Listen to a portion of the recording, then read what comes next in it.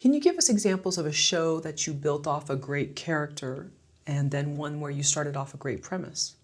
I'll tell you my favorite from a character. There was a show that Bravo ran for many years called Flipping Out.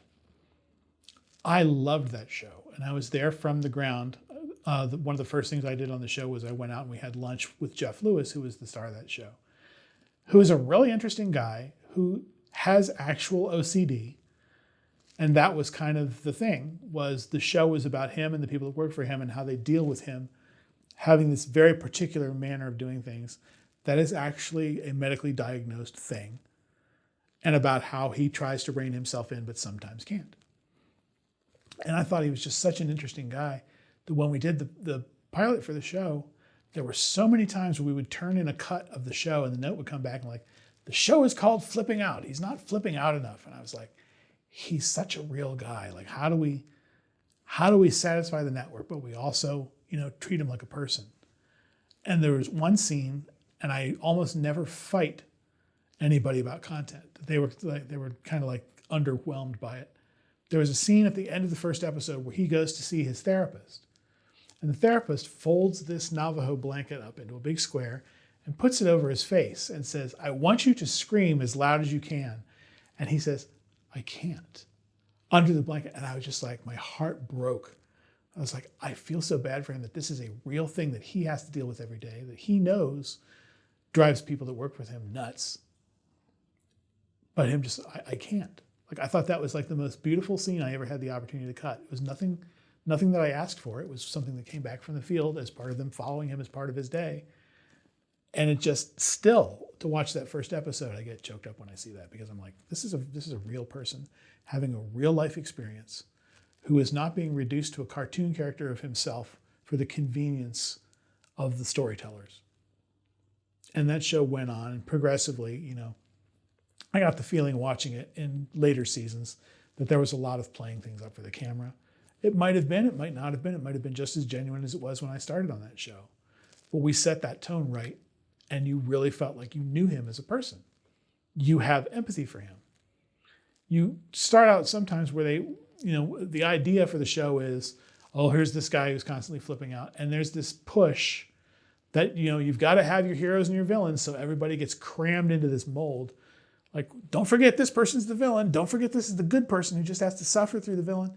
And if you watch enough seasons of certain shows where it's just like, oh, well, Carol's just like that, and this one character is just tearing into people unmotivated constantly, I always think, like, does she think that she's not going to end up in the show if she's not bombastic enough because she thinks that's what reality shows are?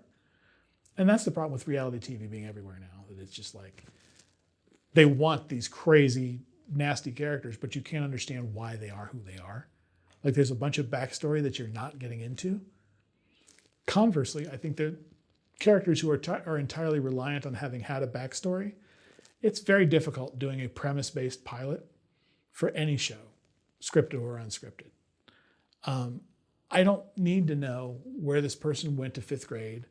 I don't need to know that they sneezed once with a mouthful of taco and embarrassed themselves in front of a classroom. But there are some people that are like, yeah, we want to know the whole deal. Like, what's with this person? How did they meet their husband? How did they do this? And I'm like, I don't care what's happening right now. Like, I can figure out who a person is in the moment more easily than I can if you stop me down and go, I'm going to tell you everything that's happened in this person's life up until now.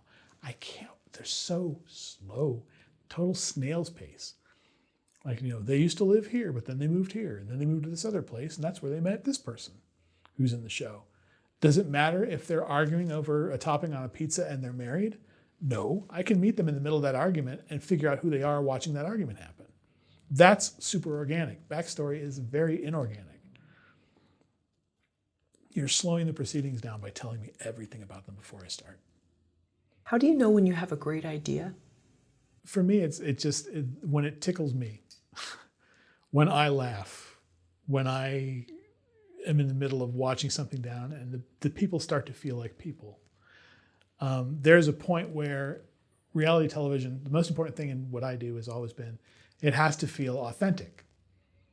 And you can, the irony of saying this out loud, you can fake authenticity to a degree, But when it's the real deal and you're really invested in someone's success, that to me is like when I'm having fun. And when I'm having fun, I know the product's going to be good because I feel like it'll catch on. And whoever has to review that and sign off and give notes, hopefully will experience the same thing that I'm feeling organically watching it. What elements make a great idea? The fact that when it's saleable and it fits in a box, even if it's its own box. When people come to me and they're like, I have an idea that nobody's ever done before, my initial reaction is, bleh. Like, I know what this is going to taste like. Like, what's it going to be like when, somebody else sees it and goes, well, this doesn't fit our schedule, or this isn't the flavor of programming that we're looking for right now. It's not always completely about originality. It's about knowing that it fits somewhere and knowing that it'll resonate. I especially like things that are projects that I feel will resonate with fans of other shows that I like. Like if I did a show right now that felt like The Office, I would be thrilled. I often compare even unscripted shows. Like I try to figure out what the brothers and sisters of that show are like. Like not Unsung, I'm sorry. What was Unreal? Was the show that they did about reality television. And I couldn't watch more than 2 episodes in a row because I'd get sick to my stomach that it was like picking apart the kind of thing that I do for a living, but it was super engaging. And they had the producer that had kind of an over-the-top personality who was very interesting, but was definitely like an alpha type guy. You had executives that were on this fictional show that I would say, oh, that reminds me of so-and-so. Oh no, is this a straight parody of the show? Like it's too close. And I got invested in that, and I felt like this is a show that really nails the feeling of how I felt working on this other thing. And if people love this thing, they're going to love this other show. If I do anything that feels like something else, like the clothing show I was telling you about earlier, if it felt like as much fun as making it, if it ever got made, I would not be surprised, because the whole time I was writing up the deck to pitch that show, I was just laughing out loud. I had people attached to that. It was my hosts. If I pitched it, I always pitched with a host attached, even if the production company says, no, we don't like that guy.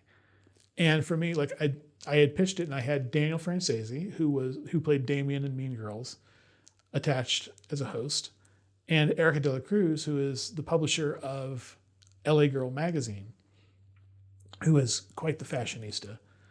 I took her to the Emmys one year and she ended up in something, I think it was the Paris Vogue. She had worn a yellow dress and she walked the carpet, talked about the designer, and it's just like, she at that time was not a huge celebrity, but she's so personable and so energetic, and she's now got a social media following to beat the band. Like, you wouldn't believe how well she does on TikTok. And I thought, well, if these two said yes and they would do it, I can go in and not only have a great idea, but have it fairly well fleshed out so that if somebody said yes, I'd like make these 2 calls tomorrow and you've got your hosts, and then just let's get moving. If it feels good enough that you can visualize it happening, as opposed to just feeling the sort of therapeutic whoosh of like, oh, I got something out of me, that's what you hope for. This is along the same lines, but what can you do to test your idea? I used to say talk to your friends in the industry. I don't necessarily recommend that anymore. I've had a couple of shows that I've presented that felt eerily similar to things that my friends have created. And I know it's incidental and that ideas are everywhere and execution is 100% of the deal. But it still sort of feels like, I don't want to be too verbal about this, because you can talk an idea away. You can lose your passion for something by repeating it to too many people. So when you create something, be excited that you finished your screenplay, be excited that you finished your pilot. Don't feel like you have to show it to everybody you know and get that instant rush of, oh, they liked it too. Because that doesn't help. I mean, they're not paying to read it. You're not going to make a living off of writing something and showing it to your friends. Write it. If you're working with a consultant, show it to a consultant who has done it before and knows what they're doing, and listen to their feedback. Your friends don't know what works and what doesn't and what's of the moment, unless they're people who are working in that industry. I appreciate you saying the part about, be cautious of who you show it to, because I think there's like these 2 camps. There's those that think that, oh, nobody does this, and then there's others that, and then I think that there's somewhere in the middle. And look, Steve Jobs was paranoid for a reason. You know, they say that Yes. he didn't want people to know certain things, and But you also can't work in this business if you're paralyzed by the fear of someone stealing something that you've created. And ultimately, if you've created something really good, it should click so easily with people that anybody in their right mind would go, oh, that is a great idea. But if they think, oh, that is a great idea, and 2 years later they come up with something that's almost the same thing because it's just in the back of their mind somewhere. The few shows I've had where I've pitched a show and then I see it on TV later, I've never said, that person stole my idea. I say, oh, maybe that was running around in the back of their head. So it must have been good. And ultimately, you just have to figure out a way to filter it and say, well, it is a good idea and it lived, so I feel validated that it happened, whether I made a penny from it or not. do you like to start with great characters or a great premise? I always start from premise, and characters are almost easy because what I do when I write, particularly the fiction efforts I've tried, is when I write, I can basically cannibalize the entirety of human existence that I have filed in the back of my head. Do you remember your first grade teacher that had that weird voice that always used to do this and had this quirky thing and only talked about this? That is a character that you can shove into a great idea. And then it becomes easier for you to write because you're basically pretending that these people are talking to each other. And then the dialogue feels natural, the characters feel more fleshed out. That's the thing, like I wrote a book called 100 Poems About Los Angeles. Every single poem in that book is based on a real interaction I've had. I had a homeless man practically assault me in a sushi restaurant when I was in Hollywood that came in, and he walked up to the counter and he goes, I'm going to have this and that and the other, and that guy's going to pay for it. And he looked at me like he was waiting for me to fight him. And I said, whatever. And the guy was kind of put off. He's like, I bet you feel really good about yourself. I'm like, I guess I do. What's it to you? And he was almost upset that I was enjoying, the interaction. And that's one of my favorite pieces in the book. It's based on a real guy, just like if I read a fictional thing. He's actually a character in the pilot that I'm writing that's based on that book.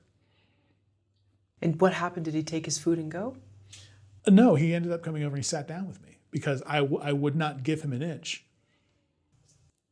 And I said, you want to sit down? He goes, I have a name. And I said, what's your name? He said, I'm Troy. I'm not going to tell you. This whole thing, this whole weird kabuki that he had going on in his head about he was going to show this guy by making some stranger pay for his dinner. And it's like, I didn't care.